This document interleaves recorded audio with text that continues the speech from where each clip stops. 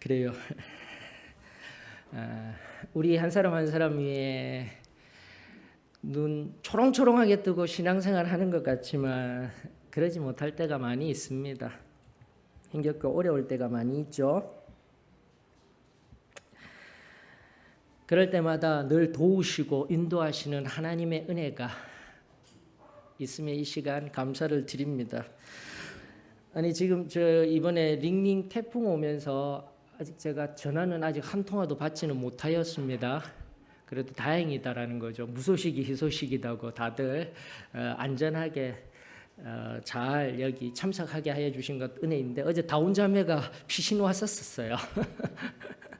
잠깐 그 건물에 일단은 링링 태풍으로 인하여서 문제가 있어서 어제 저녁에 또 와서 다른 곳이 아닌 또 주의 전을 사모하며 와서 또 교회에서 거하며 하나님 앞에 엎드리는 시간을 가질 수 있었으면 이 시간 감사를 드립니다. 그래. 오늘 안 그래도 그 얘기를 좀 해야 돼요. 그 전에 우리 말씀을 좀 더 연하여서 좀 살펴보면서 나아가십시다. 자, 하나님의 말씀 오늘 본문을 6절까지 우리 한번 또 더 살펴보도록 할게요. 요한 2서. 자, 요한 2서 1장 4절로부터 6절입니다. 너의 자녀들 중에 우리가 하나님께 받은 계명대로 진리를 행하는 자를 내가 보니 심히 기쁘도다. 부녀여, 내가 이제 내게 구하노니 서로 사랑하자. 이는 새 계명같이 내게 쓰는 것이 아니요 처음부터 우리가 가진 것이라. 또 사랑은 이것이니 우리가 그 계명을 따라 행하는 것이요 계명은 이것이니 너희가 처음부터 들은 바와 같이 그 가운데서 행하라 하심이라. 아멘. 그래 앞서도 우리 이야기를 좀 해야 된다라고 하였는데 여러분들 작년 2018년 기준으로 통계청에서 나온 가구 수 조사 중에 1인 가구가 우리나라 가구 수에 비해서 29.3%로 나왔습니다. 29.3%. 이 수치는요. 이미 2014년에 1인 가구가 부동의 1위, 그때로부터 지금까지 변함이 없는 수치입니다. 즉 우리나라에 2인 가족, 3인 가족, 4인 가족, 5인 가족, 6인 가족 이런 N 변수들이 많음에도 불구하고 한 명이 사는 가구가 우리나라에 가장 많다라는 수치인 거예요, 여러분들. 별 수치 아닌 것 같지만 그렇지가 않습니다, 여러분. 오늘 물질은 번영하고 편안함이 주는 것들이 우리들에게 많은 것을 제공하고는 있지만 안타깝게도 한 사람 한 사람은 도시 위의 섬과 같이 둥둥 떠다니는 그런 외로움 속에서 아파하며 살아가는 또 다른 우리 현실의 이면입니다. 특별히 명절이 되어지게 되면 요즘은 가족들이 모여야 하는 것이 명절의 참된 의미일 텐데 다른 날은 보지 못하더라도 우리 명절 때만큼은 모여서 함께 보며 특별히 그리스도인으로서 신앙을 나누고 또다시 이 길의 걸음을 함께 가자라는 함께함이 필요할 텐데 안타깝게도 그러지를 못합니다. 추석 즈음하여서 아들이 어머니에게 전화를 한 통화 넣습니다. 엄마 미안해요. 이번 추석 때는 제가 내려갈 수가 없을 것 같아요. 요즘 너무 바쁘게 살고 회사 일에 힘들게 있다 보니 가족들이랑 잠깐 해외에 나가 여행 좀 다녀올게요. 그래 우리 아들 힘겨웠지? 그래 가족들끼리 잘 다녀오렴. 좀 이런 것들이 명절에 우리의 모습이 되고 있어요. 오히려 자녀들이 고향으로 돌아가는 것이 아니라 고향에 계신 부모님들이 다시 자녀들에게 오는 역귀성의 모습들이 오늘날 우리 가운데 아프게도 번영한 사회의 한 반대에 있는 아니면 조금 비껴나 있는 우리의 모습입니다라고 하였을 때 여러분들 어떠셔요? 추석을 앞두고 이 명절을 앞두고 가족들을 대면하고 함께 하여야 할 즈음 그리스도인으로서 특별히 세상을 향해 나가 좀 더 적게는 우리 가족들에게 빛과 소금의 역할을 감당하여야 할 우리 성도로서 한번 내 삶을 되짚어보며 하나님 말씀 앞에서 또다시 겸손히 엎드려 은혜 충만하여 우리 추석을 맞이하는 은혜가 있었으면 좋겠습니다. 여러분들 앞서 말씀한 바와 같이 그런 어두운 이면이 있다 할지라도 어찌하든지 가족들이 힘써 모이기를 주의 이름으로 축원합니다.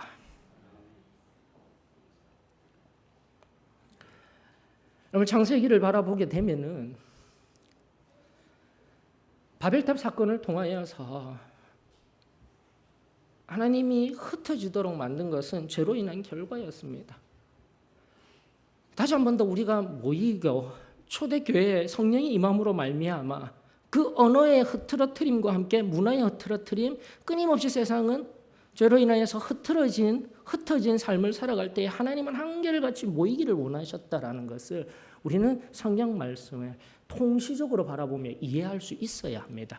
다시 한 번 더 초대교회는 모이는 교회였습니다. 그리고 소망교회는 모이는 교회입니다. 나아가 소망교회에 속한 가족들도 오늘날 점점 더 파편화되어져 가고 어쩔 수 없이 한 사람씩 살아가는 1인 가구가 우리 가정 내에도 있겠지만은 다시 한 번 더 축복하기를 명절 때만은 함께 모이는 은혜가 있기를 간절히 축원합니다.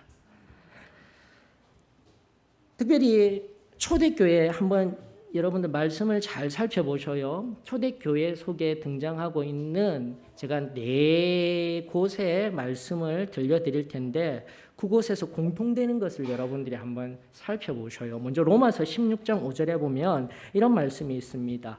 또 저의 집에 있는 교회에도 문안하라. 내가 사랑하는 에베네도에게 문안하라. 그는 아시아에서 그리스도께 처음 맺은 열매니라. 다음 말씀은 고린도전서 16장 19절에 있습니다. 공통점들을 한번 찾아보셔요. 고린도전서 16장 19절 아시아의 교회들이 너희에게 문안하고 아굴라와 브리스가와 그 집에 있는 교회가 주 안에서 너희에게 간절히 문안하고. 세 번째입니다. 골로새서 4장 15절입니다. 골로새서 4장 15절 라오디게아에 있는 형제들과 num바와 그 여자의 집에 있는 교회에 문안하고. 마지막입니다. 빌레몬서 1장 1절로부터 2절까지의 말씀입니다. 그리스도 예수를 위하여 갇힌 자 된 바울과 및 형제 디모데는 우리의 사랑을 받는 자요 동역자인 빌레몬과 자매 아비아와 우리와 함께 병사된 아키포와 내 집에 있는 교회에 편지하노니. 여러분들 이 네 말씀 중에 공통된 것이 무엇이냐면 바로 너희 가정이 교회다라는 것입니다. 다시 한 번 더 초대교회의 가장 원시적인 제일 처음 교회의 형태는 바로 가정에서 모이는 교회가 제일 처음 교회의 모형이었다라는 것을 우리가 말씀을 통하여서 깨달을 수 있게 되는 거죠. 사랑하는 성도 여러분, 어떻습니까? 오늘날 다시 한 번 더 흩어져 가는 시대성 속에, 바쁘다라는 그 시대성 속에, 힘겹다라는 이 시대성 속에서요, 사랑하는 성도 여러분, 저는 간절히 원하기를 우리의 가정이 교회가 되어지기를 원합니다. 세상 속에서 흩어져 있던 우리의 공간적인 제약뿐만이 아니라 우리의 마음 또한 또다시 우리 처음 받았던 그 신앙을 회복하여서 교회가 된다라는 의미, 곧 온 가족이 하나님 앞에 거룩히 구별되어 세상으로부터 부르심을 받은 자들, 바로 그 교회의 참된 의미가 저와 여러분들의 가정, 곧 나아가 제일 처음 교회의 의미가 되어지기를 주의 이름으로 축원합니다. 그러므로 또다시 지금도 기도하고 있으며 지금도 우리가 원하고 바라는 것은 이번 명절 서로 흩어진 자리에서 시대의 아픔 속에서 어려움 속에서 있는 것이 아니라 다시 한 번 더 모이기에 힘쓰며 우리 주 예수 그리스도의 그 은혜로 말미암아 또 나아가 우리의 순결하였던 이 깊은 신앙함으로 말미암아 살아계신 하나님을 경험하며 하나님과 함께하는 귀한 가정의 회복이 임하여지기를 주의 이름으로 축원합니다. 여기 요한 2서의 수신자가 1장 1절에 보게 되면 오늘 본문 속에 바로 남편도 없이 살아가는 남편과 함께 그 부인도 없이 살아가는 남편과 그 자녀들이 함께 살아가는 어려운 중에 있는 가정의 필요에 돌봄을 받지 못하고 있는 어머니의 사랑도 받지 못하고 있는 그 한 가정을 하나님께서 바라보시면서 교회가 특별히 여기서 장로라고 번역되어진 사도 요한이 바로 그 교회를 뒤돌아보며 편지하는데 무엇으로 편지를 한다고요? 1절 하반절과 2절의 말씀을 보니까 바로 진리로 말미암아 곧 우리 주 예수 그리스도의 십자가의 사랑으로 말미암아 태초부터 하나님께서 친히 예배하여 주셨던 그 놀라운 은혜로 말미암아 서로 편지하며 지금의 시대와 같이 실시간으로 얼굴을 대면하는 시대가 아니었기에 다시 한 번 더 부녀가 함께 있는 그 교회가 편지하며 하나 되기를 원하는 이 모습, 먼저로는 우리의 가정 가운데 나아가 우리 교회 위에 온전히 하나 되는 은혜가 임하여지기를 주의 이름으로 축원합니다. 다른 무엇도 아닌 진리로서요. 여러분들 진리로서요. 앞서도 말씀드린 가정교회가 그 모형이었습니다. 그 모형 삼아 또다시 우리 가정이 하나님 안에 이번에 모임을 가지고 하나가 되기를 원하는 이 축복이 흘러가고 난 뒤에 여러분들 살펴보십시다. 우리 교회도 마찬가지입니다. 주의 날 우리가 예배 드린다고 한번 오는 것도 힘겨워하고 있습니다. 이해합니다. 누군가는 수원에서, 누군가는 용인에서, 동두천에서, 인천에서 다들 먼 곳에 계시면서 이 은혜를 사모하며 한 걸음 한 걸음 나아오시는 그 걸음, 제가 아는 것이 중요한 것이 아니라 우리 하나님이 안다 하여 주시고 그 걸음에 하나님이 은혜 내려주시기를, 복 내려주시기를 원합니다. 그러나 그것으로 우리는 만족할 수가 없습니다. 다시 한 번 더 초대교회의 모형인 우리의 가정 안에도 교회가 있어야 하지만 우리 교회 안에도 이런 예배를 통한 대그룹뿐만이 아닌 소그룹도 필요합니다. 여러분들. 다시금 내 신앙을 점검하여야 합니다. 한 번의 예배, 한 번의 커다란 대예배를 통하여서 그것으로 은혜의 만족으로 살아가고 있다라면 특별히 초대교회 가운데 가정교회를 통하여서 매일마다 모일 때마다 살아계신 하나님을 경험하였던 그 역동적인 초대교회의 그 신앙이 가정뿐만이 아니라 우리의 가정뿐만이 아니라 우리 교회 위에도 일어나는 그것은 바로 우리들이 주중에도 힘들지만 함께 모여 소그룹을 하는 교회가 아니라 소그룹인 교회로서 전환을 이루어야 하게 될 줄 믿습니다. 여러분들. 다시 한 번 더 힘들고 어렵지만 우리 소망교회 내년부터, 아니 어쩌면 지금부터라도 괜찮아요. 하나님 앞에 하나님이 주신 은혜를 되새기며 성도가 함께 모여 하나님의 말씀에 떡을 떼고 나아가 예전처럼 같이 밥도 먹고 예전처럼 함께 삶을 나누고 같은 식구들이 각 가정에 있는 화목한 가정들이 아빠 엄마 오늘은 나에게 이런 일이 있었어. 그래? 우리 아들이 우리 딸이 그런 일이 있었어. 그렇게 삶을 나누듯 우리의 삶을 나누며 교제하는 시간이 반드시 필요합니다.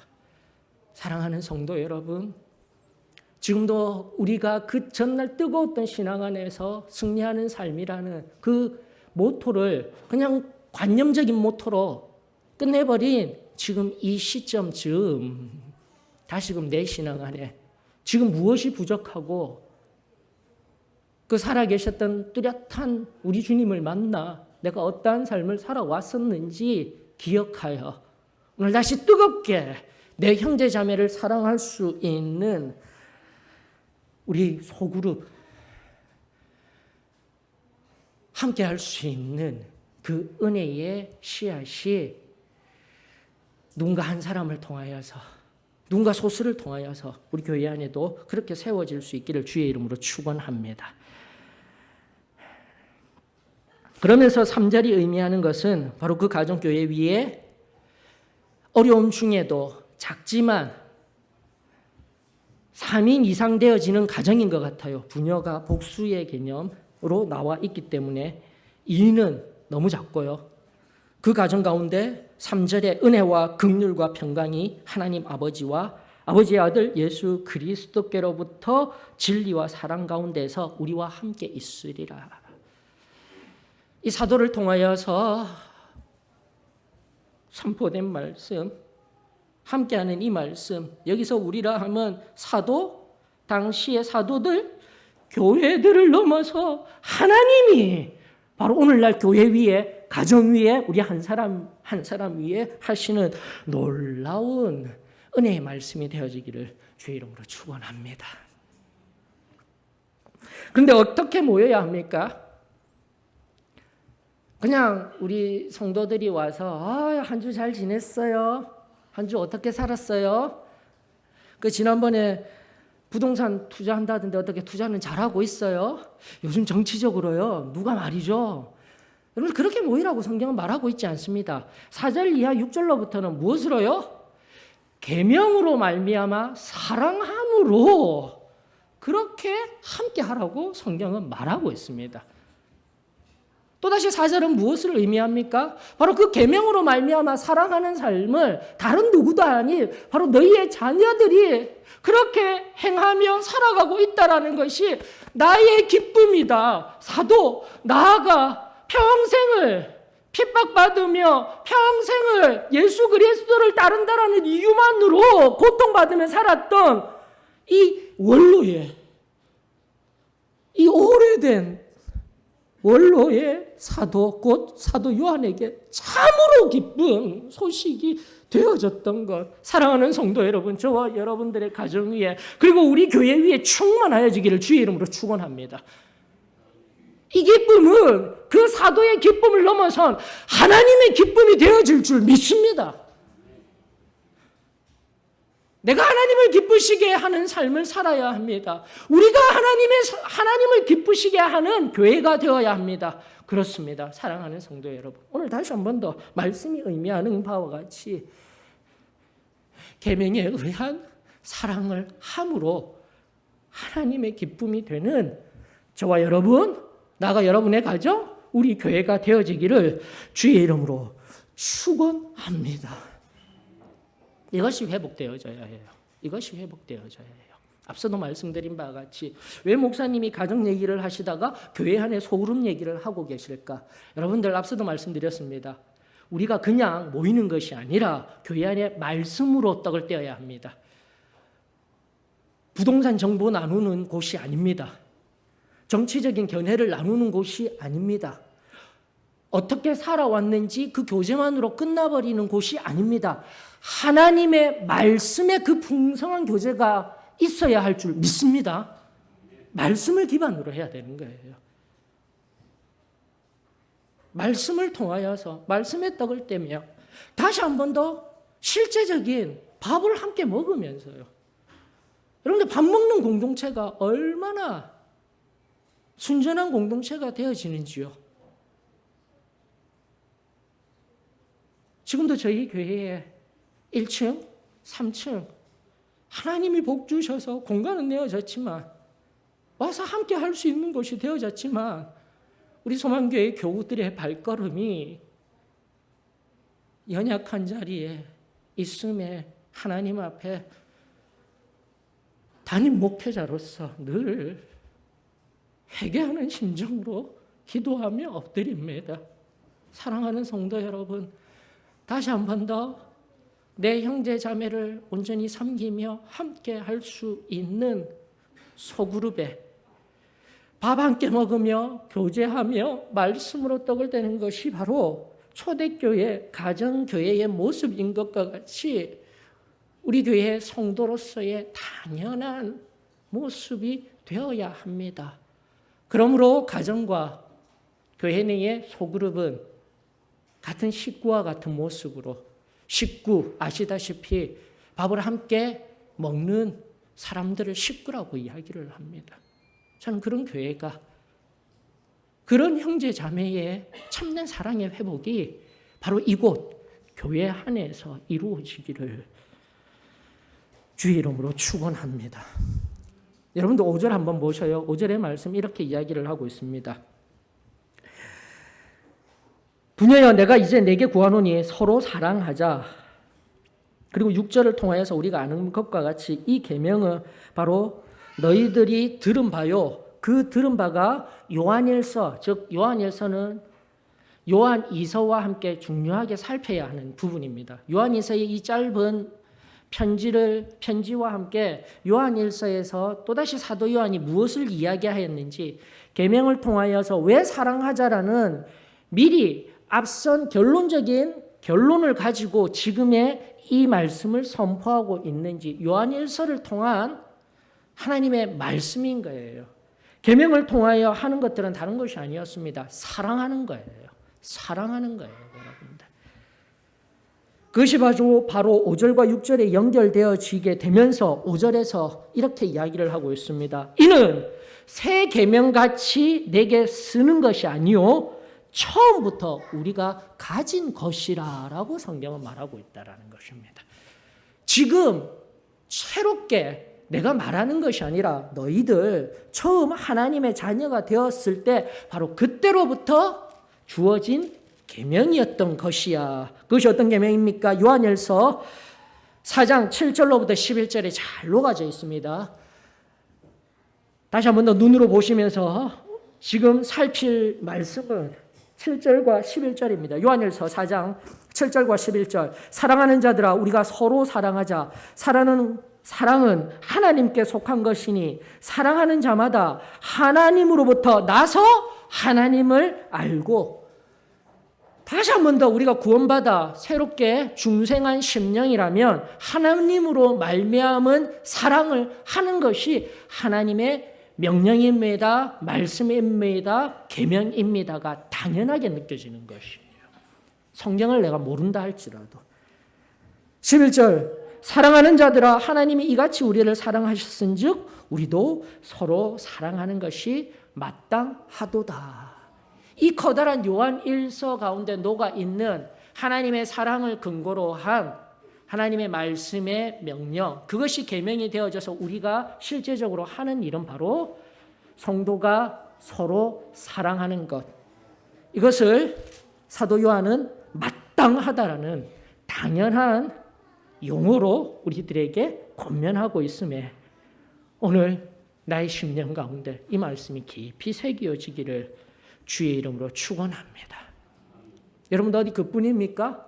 여기 다시 요한 2서 1장 5절의 말씀으로 돌아가 새 계명이 아니라 제일 처음부터 우리가 가진 것이다. 이것은 바로 이 시대 예수 그리스도를 따르는 예수님 믿는 자들뿐만이 아니라 지금도 7절에 나오는 미혹하는 자들이라고 되어져 있는 유대인들로부터 먼저 첫째로 좀 더 깊이 있게 먼저 첫 번째 대상이 되는 것은 영지주의자라는 그 당시에 유대인 중에 한 종파의 영지주의자들, 유대인에서 따로 떨어져 나온 사람들. 그러나 여기서 미혹하는 자들, 헬라어 플라노스라는 의미가 플라노이라고 번역이 되면서 유대인 전체를 의미하는 거예요, 여러분들.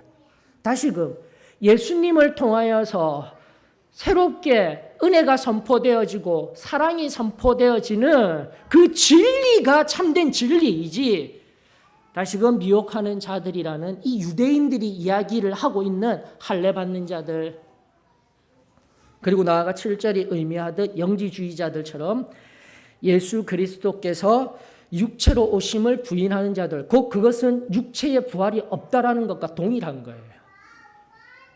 부활의 참된 산 소망을 잊어버리게 하는 이 모든 미혹하는 것들을 다 물리치기를 원하는 이 하나님의 말씀 앞에서 다시 한 번 더 우리가 받았던 순전한 신앙 가운데, 진리 가운데, 사랑하는 성도 여러분, 사랑함으로 든든히 서야 하지 않겠습니까? 내가 제일 처음 받았던 그 은혜들 오늘날 얼마나 요동치고 있습니까? 양적인 성장을 이룬 교회들의 성장 부흥만을 바라보며 왜 우리 교회는 이렇게 자리가 비었지? 왜 우리 가운데 하나님의 은혜가 임하시지 아니하지? 왜 나에게는 행복감이 없지? 사랑하는 성도 여러분, 다시 한 번 더 우리 주 예수 그리스도의 그 온전한 사랑과 은혜의 자리로 나아갈 수 있기를 주의 이름으로 축원합니다. 지금같이 상고한 바와 같이 유대인들, 앞서도 말씀드린 왜 유대인들이 우리가 받은 사랑, 예수 그리스도를 따르던 이 당시에 처음 초대교회 사람들, 다른 말로 하게 되면 우리가 지금 믿고 따르고 있는 개신교인들의 그 신앙뿐만이 아니라 신명기 5장 26절로부터 28절 말씀에 의거하면 여러분들 보셔요. 여기 제일 우리가 처음부터 가지고 있었다라는 것은 더욱더 깊이 들어가, 역사적으로 더 깊이 들어가 그 유대인 중에 다시금 예수 그리스도를 깨달았던 그 초대교회의 그 성도들, 나아가 이방인에게 조금씩 확장되어지고 있는 이 확장성의 시간성 속에서 여러분들이 말씀을 보실 수 있으셔야 되는 거예요. 그때 바로 하나님이 제일 처음 우리에게 주셨던 사랑의 계명 무엇입니까? 26절입니다. 신명기 5장 26절.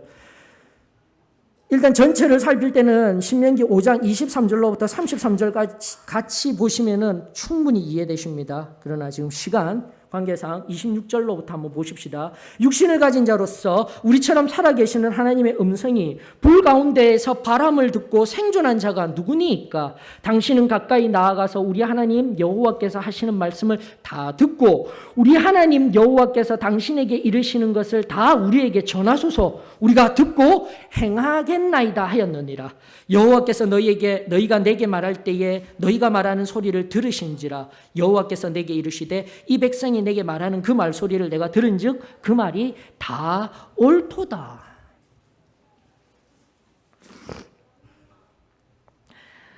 여러분들 여기 이 장면은 아십니다. 배경이 어디입니까? 바로 시내산 앞에서 십계명을 받을 때, 계명을 받을 때, 율법을 받을 때 그 산꼭대기에서 일어나는 섬광과 자욱한 구름과 번개와 우레와 나팔 소리로 인하여서 벌벌 떨고 있었던 이스라엘 백성들이 중보자 모세, 그의 인도자에게 한 말이었던 거예요. 그리고 그것은 하나님이 그것을 옳다라고 여기신다라고 말씀하고 계시는 거예요, 여러분들. 다시 한 번 더 우리가 말씀을 바라보면서, 요한 2서를 바라보면서 오늘날 이야기하듯이 신약 성경 속에 은혜의 시대만으로, 오직 하나님이 부어주시는 그 은혜만으로만 살아가는 것이 아니라 성경 전체 왜 구약을 주셨는지 우리가 지금도 깨달아 요한 2서 1장 5절이 의미하고 있는 처음 우리가 가진 것들 여기까지 와야 되는 거예요, 여러분들. 와서 다시 한 번 더 그들의 지도자였습니다. 그러나 모세는 바로 이 구약, 앞선 이때 우리를 대신하여서 하나님 앞에서 그 말씀을 받아 우리에게 전하여 주십시오라고 고백한 것과 같이 신약의 시대 하나님이 친히 오셔서 성자 예수님이 그 몸을 찢으시고 십자가에 달려 죽으시기까지 자신을 내어주신 그 사랑의 중보자이다라는 예표를 통하여서 사랑하는 성도 여러분, 바로 이 사랑, 오늘도 우리가 결론적으로 끄집어내어져야 할 이 사랑, 명절을 앞둔 이 시점에서 사랑하는 가족들이 모여서 때로는 갑자기 순식간에 화가 나서 나도 모르게 지난주에 우리 저녁에 강의한 바와 같이 그리고 계속된 강의 속에서 하나님이 우리들에게 계속 말씀하여 주시는 우리 안에 어두운 사탄의 괴계, 우리를 힘겹게 하며 우리를 넘어지게 하며 나도 모르게 그 삶에 아무렇게나 살아가게 만드는 오늘날의 이 어둠 속에서 말씀의 빛을 비추어 하나님의 선명하신 뜻이 우리들 가운데 이루어지기를 주의 이름으로 축원합니다. 이 사랑은 다른 것이 아닙니다. 태초부터 하나님이 우리를 위하여 예비하여 주신 아담과 하와가 범죄하였을 때 가죽옷을 입히시며 생명을 취하여 내어주셨던 그 사랑, 그리고 나아가 모세를 통하여서 이 백성들을 사랑하고 아끼시며 말씀하시기를 원하시지만, 계명을 주시기를 원하시지만 그것은 사랑의 계명입니다. 그 사랑의 계명 주시기를 원하시지만 다시 한 번 더 중보자 모세를 통하여서 오늘 바로 예수 그리스도가 어떠한 사랑을 우리에게 보여주셨는지 그 뚜렷한 사랑을 경험하였던 여기에 모인 우리 한 사람 한 사람, 하나님의 자녀들, 하나님의 백성들, 우리 가정으로부터 또다시 우리 교회로부터 그 사랑의 계명이 온전히 회복되어지기를 주의 이름으로 축원합니다.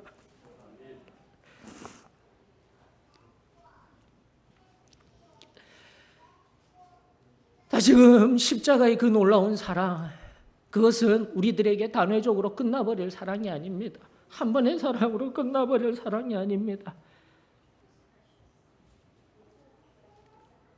지금도 그 영원한 사랑은 내가 믿음을 가지고 나와 엎드려 구하기만 하면 우리 하나님께서 허락하여 주시는, 실제로 만져주시는, 안아주시는 놀라운 사랑이라는 것을 우리 다시금 새롭게 하나님 앞에 고백하며 그 깊은 은혜 가운데 거할 수 있기를 주의 이름으로 축원합니다.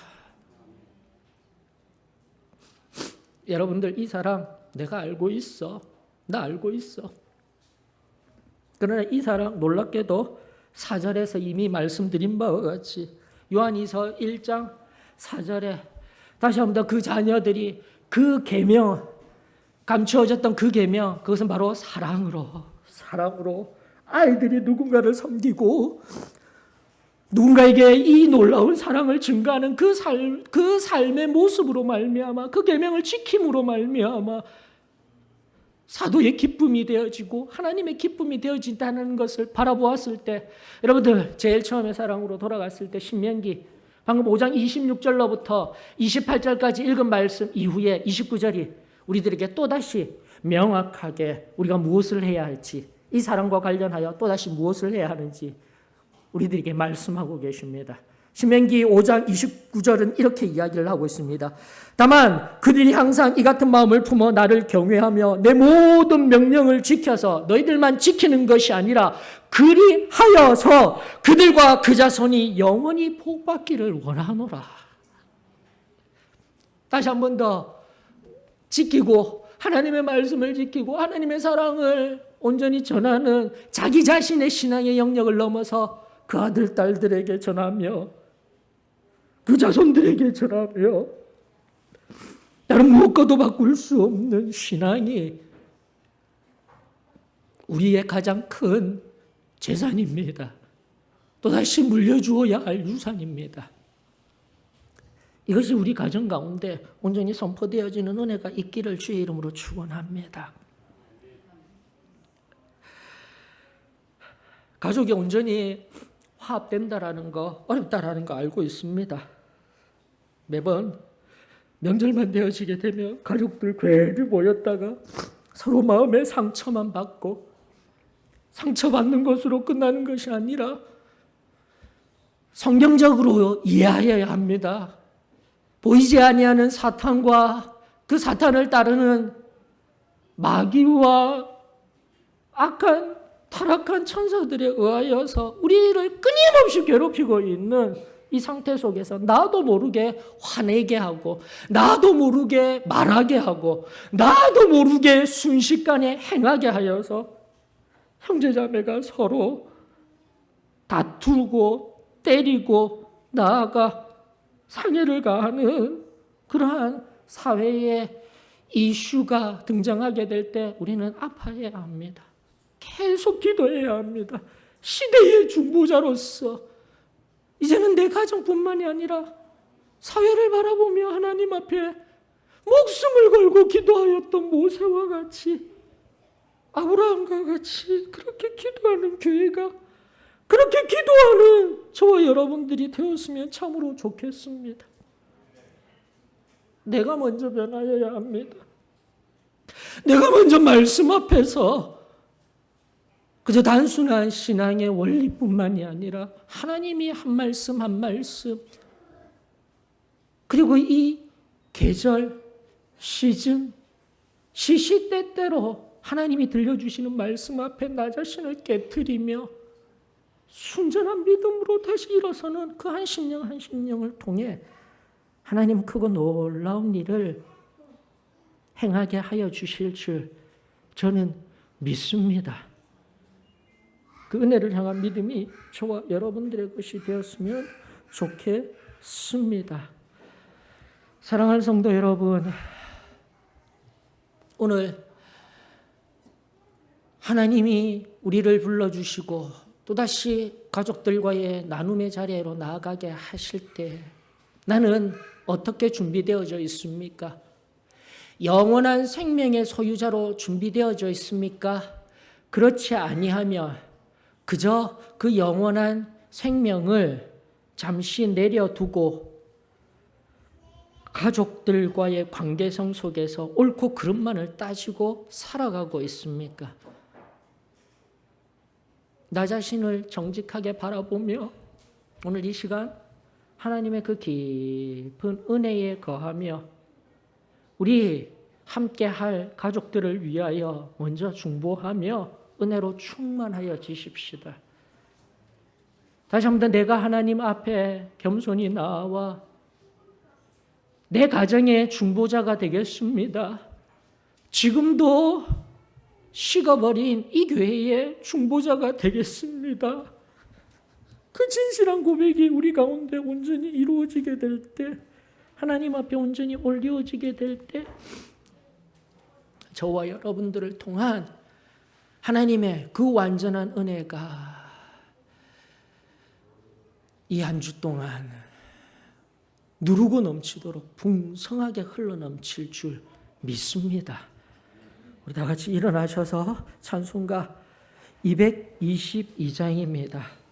우리의 걸음은 결코 멈추어 서서는 안 됩니다.